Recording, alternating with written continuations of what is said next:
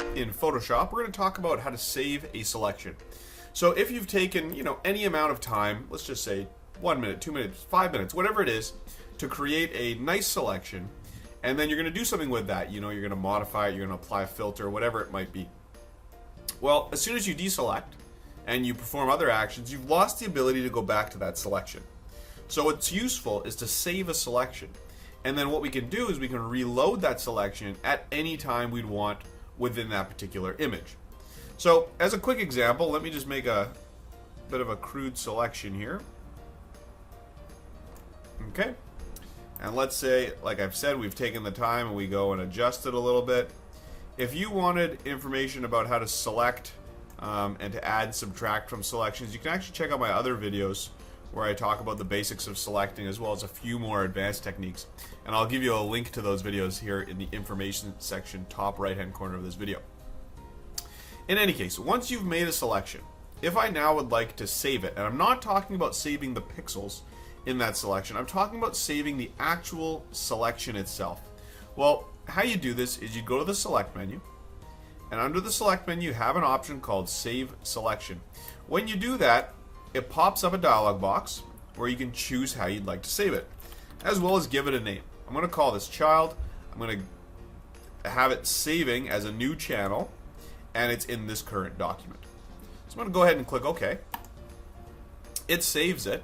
And now if I was to deselect, okay, I'm going to Control D, deselect. Maybe I do some other selections, whatever it is. I've adjusted some other areas of the photo. Who knows what we're adjusting.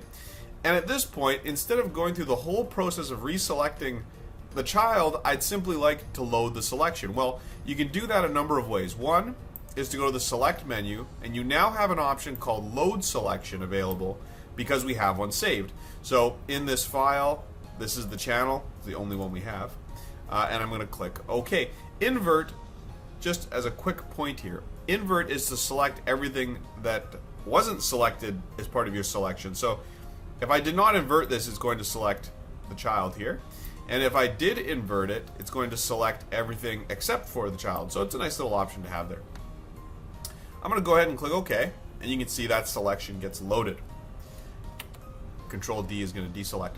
As a quick option to actually load selections, and this applies to several different areas of Photoshop, so this is a good little trick to know.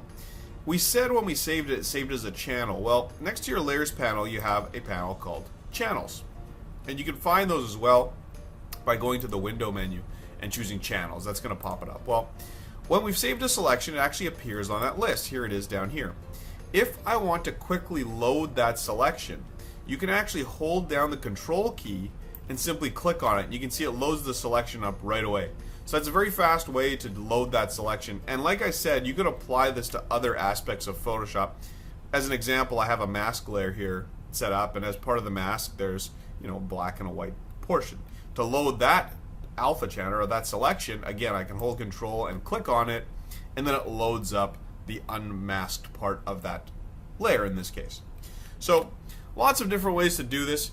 Big thing here is that you can save selections so you can re-access them later on. You can do that through channels. You can also find that through the select menu.